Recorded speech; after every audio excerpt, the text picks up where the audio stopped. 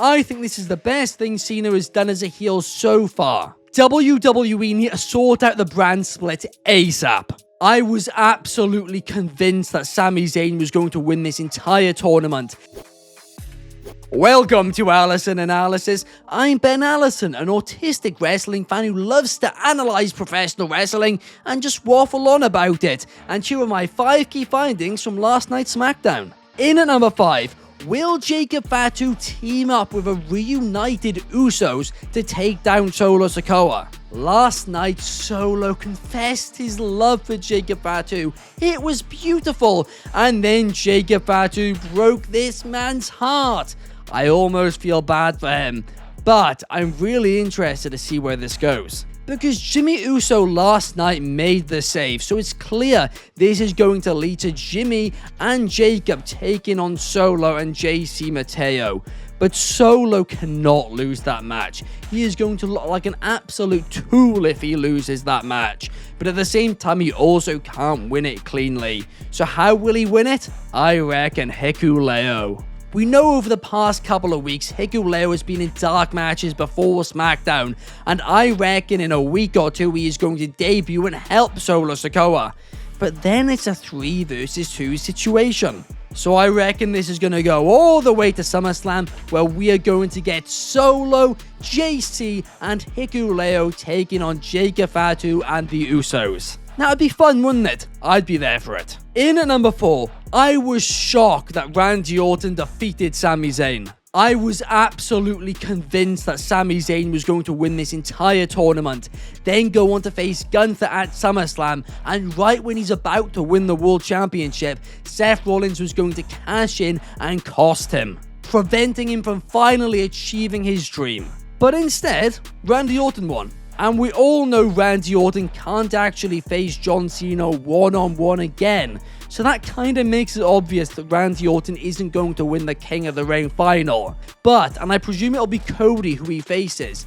If Cody just wins clean against Orton, surely that's a little bit too predictable. I do reckon either Cena will run in or will have some controversial finish, and the actual match at SummerSlam will be Cena versus Cody versus Orton. And honestly, I do think fans would prefer that match over a very simple Cody versus Cena rematch at this time. They need to be careful that they aren't shoving Cody down fans' throats a little bit, because I am still a little bit concerned about that, and I think a triple threat is an easy way to get around that issue. In at number 3, 2 of the 3 matches announced for next week weren't even built.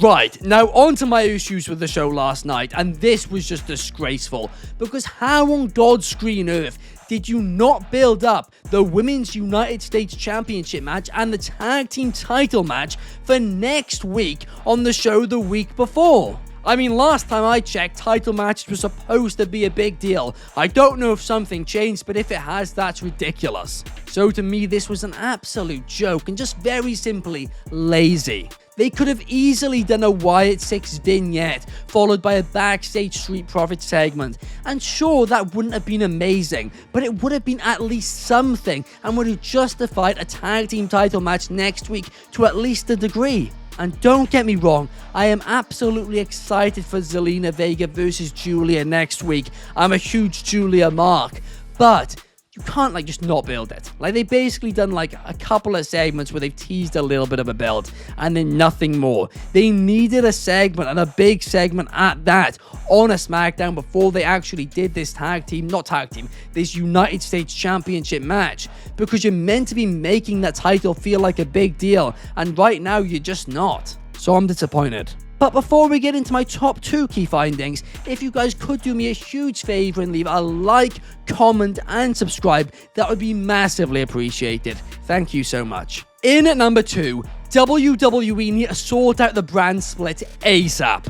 The roster is very simply too big and too talented for Seth Rollins' faction to take up over half an hour of both shows on almost a weekly basis. Because right now it is feeling really similar to early 2016, where the roster is just too stacked for the amount of time they have. And this is the beauty of a hard brand split. You can have top storylines on both shows, and it allows mid-card performers more opportunities, and more opportunities to actually get over as well. Because right now, too many people, too many talented wrestlers aren't getting enough time.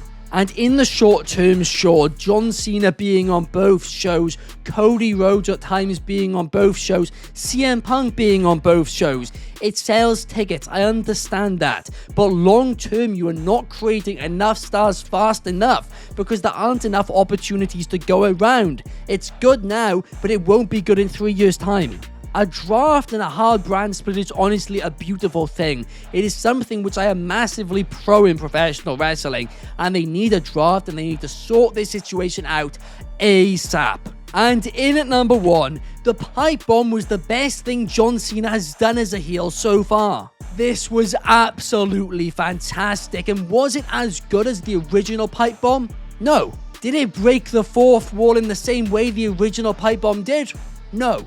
Because it was a parody. It wasn't supposed to. It was meant to be a cheap imitation of it, and it did that perfectly. And sure, John Cena could have mentioned Hangman Page. He could have mentioned the Young Bucks. But Hangman Page or the Young Bucks could have then sent a lawsuit to WWE for mentioning their intellectual property without permission.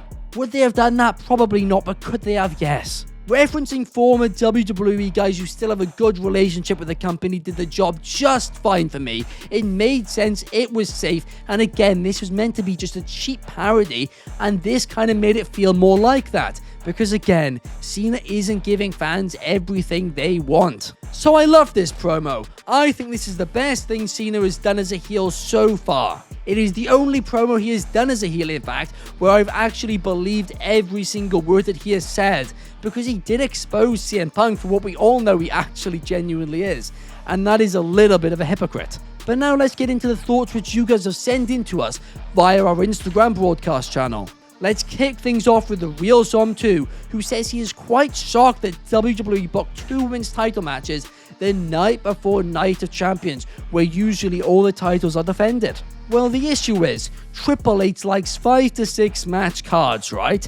And there's like 20 billion titles in the company nowadays, so there just isn't enough to be able to fit them all into the card, to be fair. But they really could have built it better. Coach23 says the highs were the great in-ring action and that reverse pipe bomb. And the lows were the opening segment, as it was a bit off, but they recovered.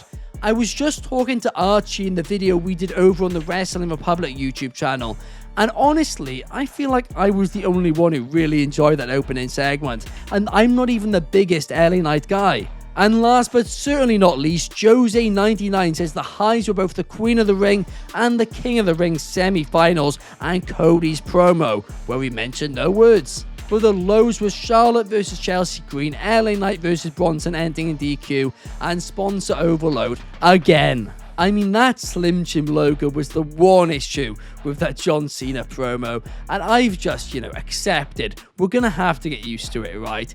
But it did just suck seeing a massive Slim Jim logo there. But again, for Slim Jim, they're getting their money's worth. But honestly, this SmackDown, I wasn't a huge fan of it outside of that phenomenal pipe bomb promo.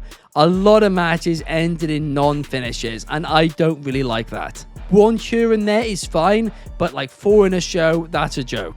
Plus, they didn't build to next week anywhere near good enough, so overall, I'm giving it a thumbs down, and if it wasn't for that Cena promo, it would be a lot lower. But thank you guys for watching, I hope you enjoyed, and I will see you in next week's episode, next Monday's episode, or next Tuesday's episode of Allison Analysis. See you guys there. Peace!